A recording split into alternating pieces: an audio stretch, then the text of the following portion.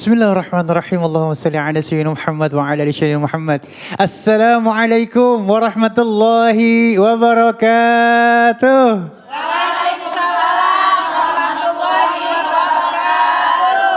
Kembali lagi di Cahaya Hati Indonesia bersama saya Ali Zal. Masya Allah, Siti tadi, Jinny kok lucu ya? Enggak ya?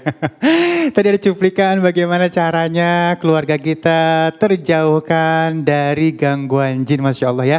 Dan ini akan menjadi tema kita pada kesempatan kali ini ya, salah satu tema kita. Nah sebelumnya bagaimana kabar di rumah? Mudah-mudahan semuanya dalam keadaan baik ya. Dan yang ada di studio gimana nih semangatnya? Semangat semuanya ya. Semangat. Ini dari majelis taklim mana? Cengkareng. Aduh makasih udah sampai sini. Mudah-mudahan hari ini banyak ilmu barokah yang kita dapatkan. Masya Allah ya. Dan baik, insya Allah nanti kita akan bertemu dengan guru-guru kita yang dimuliakan Allah Subhanahu Wa Taala. Ada Al-Ustadz Kiai Haji Fikri Haikal MZ dan Ustadz Solmed. Dan ada nanti juga Ustadz Syam Ngajiu. Dan tema-tema kita pada kesempatan kali ini menjaga keluarga dari gangguan jin. Oh, tadi udah ada cuplikannya ya.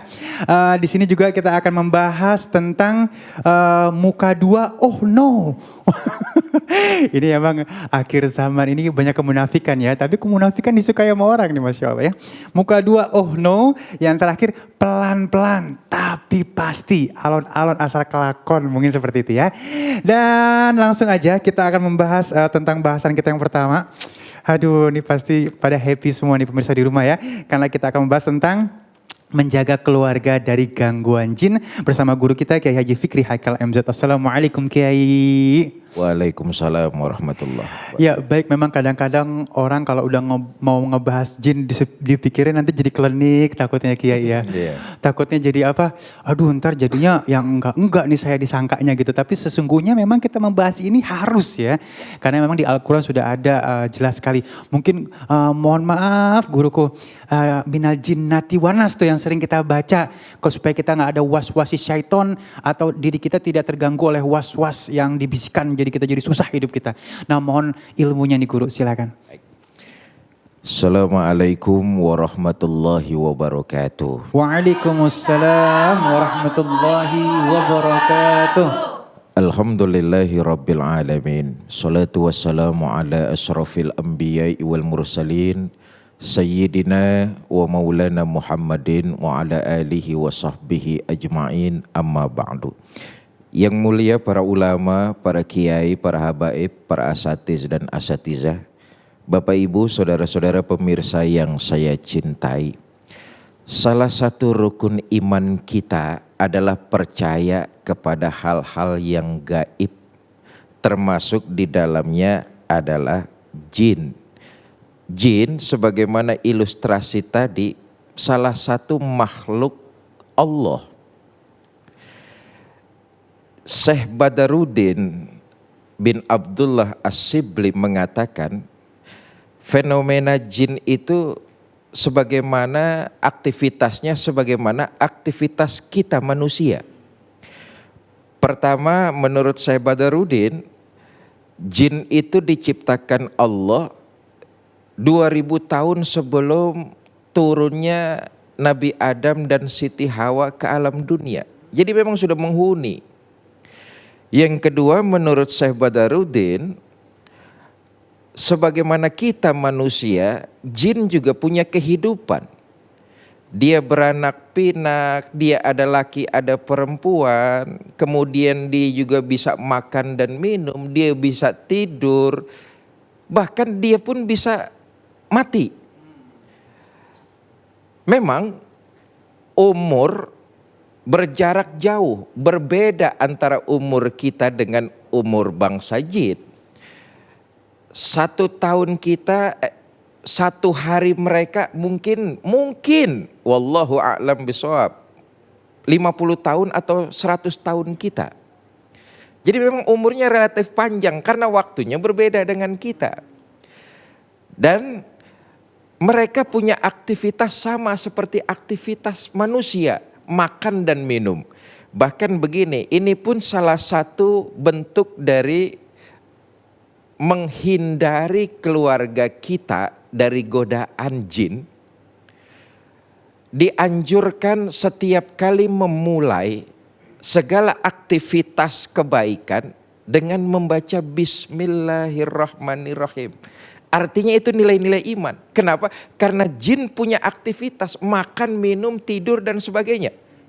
Aktivitas biologis itu kan. Sama seperti manusia. Maka disarankan kalau memulai aktivitas, bacalah kalimat Bismillahirrahmanirrahim. Apa keutamaannya? Pertama, orang yang mendawamkan bismillah, keberkahannya akan ada. Keberkahan dari Allah akan turun. Yang kedua, setan gak berani, bangsa jin gak berani menggoda. Karena mereka juga makan. Ada riwayat begini, jin yang mengganggu orang Islam dan yang mengganggu orang non-Islam itu bentuknya berbeda. Jin yang mengganggu orang Islam bentuknya itu badannya kurus kering. Pakaiannya compang-camping, enggak keurusan. Sementara jin yang mengganggu orang non-Islam badannya gemuk, pakaiannya bagus, kinclong. Satu saat mereka bertemu karena satu profesi, ngobrol nih jin. Kata jin yang gangguin orang non-Islam, non-Muslim, Mas, kamu badannya krempeng, pakaianmu compang-camping, bentukmu kusut, kok bisa begitu? Kata jin yang ganggu orang Islam, saya ditugasin ganggu orang beriman. Orang beriman itu susah, dia mau segala macam aktivitas selalu dimulai dengan Bismillahirrahmanirrahim. Orang beriman mau makan, dia sebut Bismillahirrahmanirrahim. Dia makan, saya cuma ngeliatin doang. Orang beriman dia mau minum, dia ngucap Bismillahirrahmanirrahim. Dia minum, saya ngiler doang. Orang beriman kalau dia mau tidur, dia baca Bismillahirrahmanirrahim. Bismika Allahumma ahya wa bismika. Narik selimut. Kata jin, dia narik selimut enak anget, saya mah melongo dari pojokan jendela. Bahkan kalau orang beriman mau bergaul sama istrinya, dia mengucap Bismillahirrahmanirrahim. Kata jin itu, saya nggak bisa ngapa-ngapain, cuman di emperan sambil ngeliatin aja. Kata jin yang gangguin non-Muslim, oh bersyukur saya ditugaskan gangguin orang non-Muslim. Orang non-Muslim itu kalau mau ngapa-ngapain bablas. Dia mau makan gak ada sebutannya, dia makan saya ikut makan. Orang non-Muslim itu kalau dia mau minum gak nyebut nama Allah. Dia minum saya ikut minum. Mereka kalau mau tidur nggak pernah nyebut nama Allah. Dia tidur, saya ikut tidur di sebelahnya. Masya Allah tidurnya kalau nggak menyebut nama Allah, Bismillahirrahmanirrahim, setan jin, bangsa jin di sebelah itu. Bahkan katanya, non-Muslim tuh kalau mau bergaul dengan istrinya, dia nggak menyebut nama Bismillah. Dikit-dikit saya bantuin dari belakang. Hati-hati kalau sudah dibantuin sama jin ini, ya bisa lahir anak-anak yang wallahu a'lam. Tapi begitulah bahwa bangsa jin punya kehidupan yang sama dengan kita. Mereka beranak pinak, mereka makan, mereka minum, bahkan mereka pun punya pemerintahan sama seperti kita. Ada menterinya, ada pembantu menterinya, ada macam-macam sama. Menurut Syekh Badruddin bin Abdullah As-Sibli. Cuma masalahnya adalah jin jelas makhluk ciptaan Allah yang wajib kita percayai, yang wajib kita imani, dan memang ada eksistensinya. Apa buktinya? Bangsa manusia bukan cuma manusia saja yang terkena hukum taklifi, punya kewajiban. Tapi bangsa jin juga terkena hukum taklifi, kewajiban. Makanya ada jin muslim, ada jin non muslim, kafir. Wa ma khalaqtul jinna wal insa illa liya'budun. Kata Allah, tidaklah aku ciptakan bangsa manusia dan bangsa jin kecuali mereka untuk beribadah. Diberikan dua pilihan juga kepada bangsa jin, beriman atau kufur. Nah, jin yang kufur inilah yang pada akhirnya mengganggu manusia untuk jauh dari ibadah, jauh dari beriman kepada Allah Subhanahu wa taala. Kenapa? Jin kafir ini mencari teman sebanyak-banyaknya, membelokkan manusia agar lalai dari beribadah kepada Allah.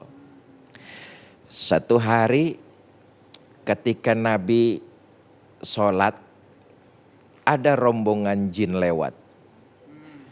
Menurut sejarah jumlah jin itu 7.